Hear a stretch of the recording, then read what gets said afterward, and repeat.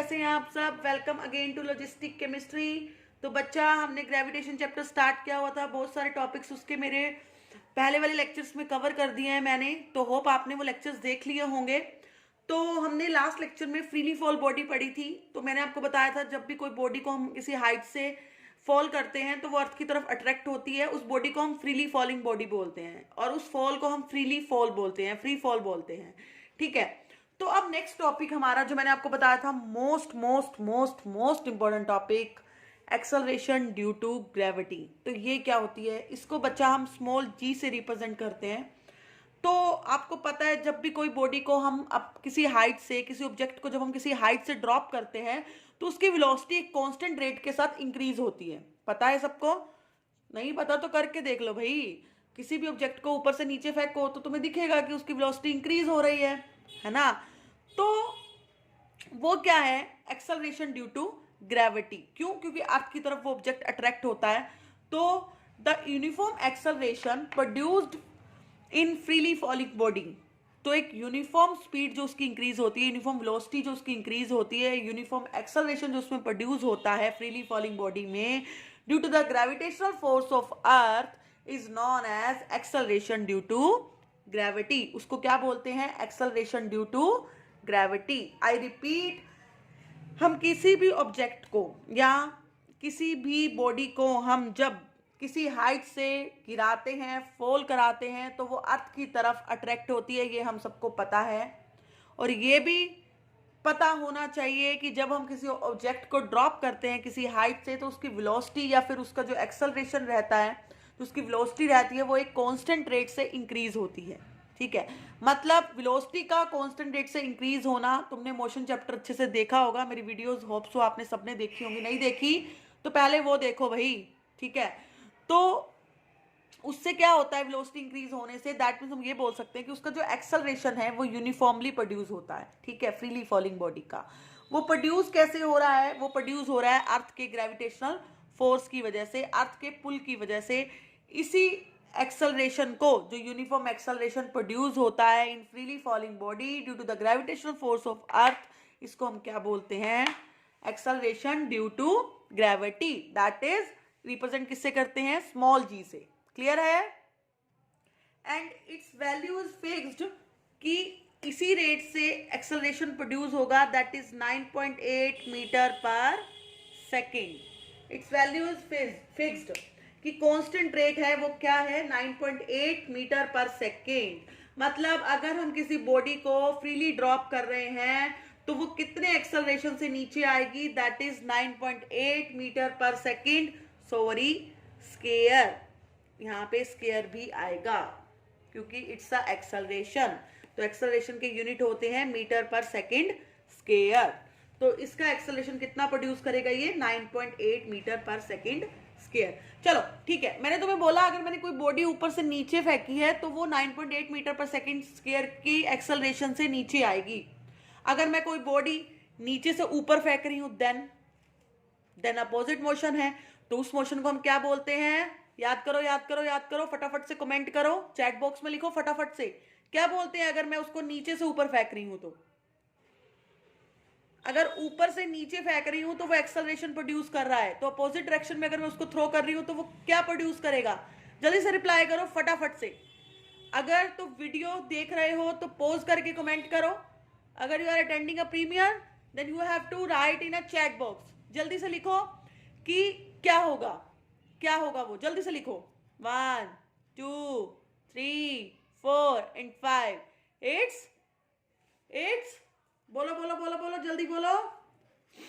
It's retardation. It's retardation. तो क्या बोलते हैं हम उसको? रिटार्डेशन। तो जब हम किसी भी बॉडी को नीचे से ऊपर फेंकेंगे तो वो क्या प्रोड्यूस करेगी? रिटार्डेशन प्रोड्यूस करेगी, पर उसकी वैल्यू भी कितनी होगी? 9.8 मीटर पर सेकेंड स्क्वायर। पर आफ्टर सम डिस्टेंस वो वापस से अर्थ पर ही आएगी। ठीक है, अगर कोई तुम चीज नीचे से ऊपर फेंकते हो तो वो आती तो नीचे ही है ना, बट उस पर पहले रिटार्डेशन होती है, देन वो एक्सेलरेशन प्रोड्यूस करती है। ठीक है, पर value is fixed, that is 9.8 metre per second square. ये भी हम अभी निकालेंगे कि कैसे आई। ठीक है, तो चलो हम इसकी वैल्यू ही निकालते हैं। Now let's move to the next topic, that is calculation of acceleration due to gravity. Calculation of acceleration due to gravity. तो बच्चा लेट्स एज्यूम कि मैंने कोई बॉडी, कोई स्टोन फेंका है ऊपर से नीचे, उसका मास है, mass of stone is equal to small m. ठीक है, मैंने कोई स्टोन फेंका ऊपर से नीचे, उसका मास मान लिया है स्मॉल एम. ठीक है, एंड यू नो दैट कि उसका डिस्टेंस, अगर हम कोई भी बॉडी ले रहे हैं अर्थ के सेंटर से, अगर उसका डिस्टेंस ले रहे हैं तो वो अर्थ की रेडियस के इक्वल होता है ना. तो डिस्टेंस किसके इक्वल हो गया, मतलब मैंने कितने डिस्टेंस से उसको फेंका है, that is r. Distance is equal to r. मतलब if I drop a body जिसका मास है m from a distance r from the centre of the earth, mass of the earth मैंने मान लिया that is capital M. Clear है. तो अब हमें पता है according to universal law of gravitation F is equal to GMM by r square. ये पता है ना सबको, अगर नहीं पता तो बार बार बोलती हूँ, ये सब चीज मैं बता चुकी हूँ अपने प्रीवियस लेक्चर्स में. देन गो फॉर दैट, वहां जाओ, ये लेक्चर देखो यूनिवर्सल लॉ ऑफ ग्रेविटेशन, तो तुम्हें पता चलेगा ये कैसे आया. ठीक है, तो यहाँ फिलहाल मैं बता रही हूँ कि यूनिवर्सल लॉ ऑफ ग्रेविटेशन से ये चीज मेरे पास आती है. तो अब देखो आगे क्या होता है. और मुझे पता है कि force exerted by the earth according to Newton second law, force exerted क्या होता है, F is equal to ma, है ना. तो यहां से मुझे तो एक्सेलरेशन ड्यू टू ग्रेविटी निकालनी है, तो ऑफ कोर्स मुझे यहां से A निकालना है. तो A मेरे पास क्या आएगा, F by m. Now put the value of 1, मतलब यहां से F की वैल्यू मुझे यहां पुट करनी है. तो F की वैल्यू जब मैं यहां पुट करूंगी तो A क्या हो जाएगा मेरे पास बच्चा, A मेरे पास हो जाएगा GMM बाय आर स्क्वायर. और एक m ऑलरेडी मेरे पास यहाँ पे पड़ा है, दैट इज दिस. इस स्टेप को दोबारा देखो अच्छे से. According to universal law of gravitation F is equal to GMM by r square. According to Newton's law, second law of motion, F is equal to ma. A की value मैंने यहाँ से निकाली, ये m नीचे चला गया, F by m. Now F की वैल्यू मैंने यहाँ से पुट की. F की वैल्यू क्या है, GMM बाय आर स्क्वायर, वो मैंने एज इट इज लिख लिया यहाँ पे. और एक m ऑलरेडी मेरे पास पड़ा था, वो मैंने यहाँ लिख लिया. ठीक है, m से m कैंसल, तो मेरे पास A आ गया बच्चा, A आ गया मेरे पास GM बाय आर स्क्वायर. ये आया है मेरे पास A. ठीक है, अब आपको बता दूं, जब हम इसमें सारी वैल्यूज पुट करेंगे, चलते हैं हम करते हैं पुट.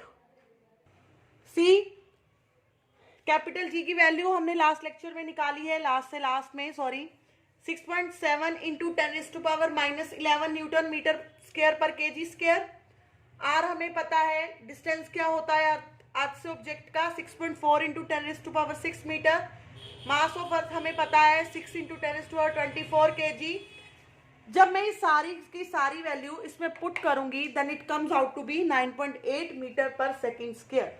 और ये हम अर्थ के मतलब अर्थ अपनी तरफ अट्रैक्ट कर रही है, अर्थ के ग्रेविटेशनल फोर्स की बात कर रहे हैं. तो यहाँ जो एक्सेलरेशन होगा फ्रीली फॉल बॉडी का, वो क्या होगा, एक्सेलरेशन ड्यू टू ग्रेविटी. तो इस A को मैं स्मॉल g भी लिख सकती हूँ. तो this small g comes out to be 9.8 metre per second square. Hence proved ना, निकल गया ना कि कैसे आया 9.8 मीटर पर सेकेंड स्क्वायर. तो आपको न्यूमेरिकल पर्पस में जब ये g की वैल्यू यूज करनी है, then you can take 10 metre per second square. तो आप 10 मीटर पर सेकेंड स्क्वायर भी ले सकते हो. ठीक है, न्यूमेरिकल की कैलकुलेशन को इजी बनाने के लिए you can take 10 metre per second square. Unless अगर आपको 9.8 मीटर पर सेकेंड दी हुई है न्यूमेरिकल में, then you have to use this, तो आपको वही यूज करनी पड़ेगी. बट अगर आपको वैल्यू नहीं दी हुई स्मॉल g की, then you can take 10 metre per second square. Clear है? होप आपको ये चीज समझ आई होगी अच्छे से. हम इसके बेसिस पे न्यूमेरिकल करेंगे नेक्स्ट लेक्चर में. तो क्लियर है, अच्छे से पता चला. मैंने कुछ नहीं किया है, जस्ट मैंने यूनिवर्सल लॉ ऑफ ग्रेविटेशन लिया था उसके अकॉर्डिंगली मैंने फोर्स की डेफिनेशन लिखी, फोर्स लिखा कि G/m/r² होता है। देन न्यूटन सेकंड लॉ से मैंने फोर्स देखा, वहाँ से मेरे को जी की वैल्यू चाहिए, मतलब एक्सेलरेशन की वैल्यू चाहिए, तो वो मैंने निकाली F/m, और F की वैल्यू मैंने ऊपर से जब पुट कर दी और सारी वैल्यूज G/r/m की वैल्यूज पुट करने के बाद जो हमारे पास G आया, एक्सेलरेशन ड्यू टू ग्रेविटी आया, that its comes out to be 9.8 metre per second square. You can also take it 10, round figure में आप ले लो 10 फॉर न्यूमेरिकल पर्पस। तो होप मोस्ट इंपॉर्टेंट टॉपिक है बच्चा, इसकी डेरिवेशन जो है अच्छे से करना, ठीक है, और न्यूमेरिकल्स अच्छे से करना, बहुत न्यूमेरिकल्स पूछते हैं इस टॉपिक पे।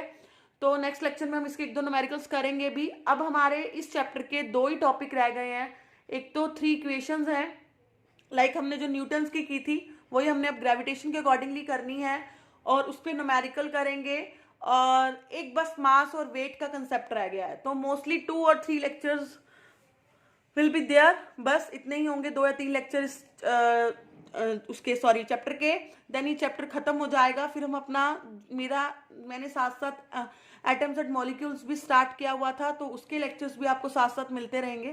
तो आप तब तक ये कंसेप्ट अपने अच्छे से क्लियर कर लो, और हो सके तो मेरे पहले वाले लेक्चर्स अगर अच्छे से नहीं देखे हैं तो देख लो बेटा, स्क्रीनशॉट ले लिया करो टॉपिक्स के, ताकि आपको बाद में वीडियोस बार बार ओपन करने से अच्छा है कि वो स्क्रीनशॉट देखे और आपको क्लियर हो जाए। नहीं तो वीडियोस अगर आप देख सकते हैं बार बार तो you can, but I know आपको 1 या 2 बार मैक्सिमम देखनी पड़ेगी और आपको अच्छे से समझ आएगा। वैसे तो 1 बार में ही समझ आएगा, क्योंकि मैं बहुत ईजी वे में ट्राई करती हूँ आपको समझाने की, ताकि आपको ईजिली समझ आए। मैं बिल्कुल ये सोच के चलती हूँ कि भाई सामने वाले बंदे को कुछ नहीं आता, उसे कुछ नहीं पता है, मुझे उसे बेसिक से बताना है, ठीक है। हो सकता है आपको कईयों को लगता हो कि मैम बहुत बेसिक से पढ़ाते हैं, है ना, हमें ये चीज़ें तो पता है, पता नहीं मैम क्यों रिपीट करते हैं। तो बच्चा सबको नहीं पता, तो मुझे सबको लेके चलना है, ठीक है। और मेरी क्लासेस यूट्यूब पे बिल्कुल फ्री ऑफ कॉस्ट है, आपको मिल रही हैं। तो अगर आप फ्री ऑफ कॉस्ट भी अगर किसी चीज़ का बेनिफिट नहीं उठा पा रहे हो, देन इसमें मैं कुछ नहीं कर सकती। तो ज़्यादा से ज़्यादा इसका बेनिफिट उठाओ, वीडियोस को देखो, अपने फ्रेंड्स के साथ शेयर करो, और नोटिफिकेशन बेल को ज़रूर प्रेस करके रखो, ठीक है। और आप बेटा कमेंट ज़रूर किया करो, मैं आपको बार बार बोलती हूँ, अगर आपको वीडियो अच्छी लगती है तो लाइक करो, कमेंट करो, कि मुझे भी पता चले कि आप मेरे साथ जुड़े हुए हैं, मुझे रिस्पॉन्स कर रहे हैं, मुझे मोटिवेट कर रहे हैं, है ना, ताकि मुझे भी तो मोटिवेशन मिलना चाहिए कि मैं अपने लेक्चर्स को और बेटर से बेटर तैयार करके लाऊं, और बेटर से बेटर आपको देने की कोशिश करूं, ठीक है। तो मिलते हैं हमारे नेक्स्ट लेक्चर में। Thank you so much.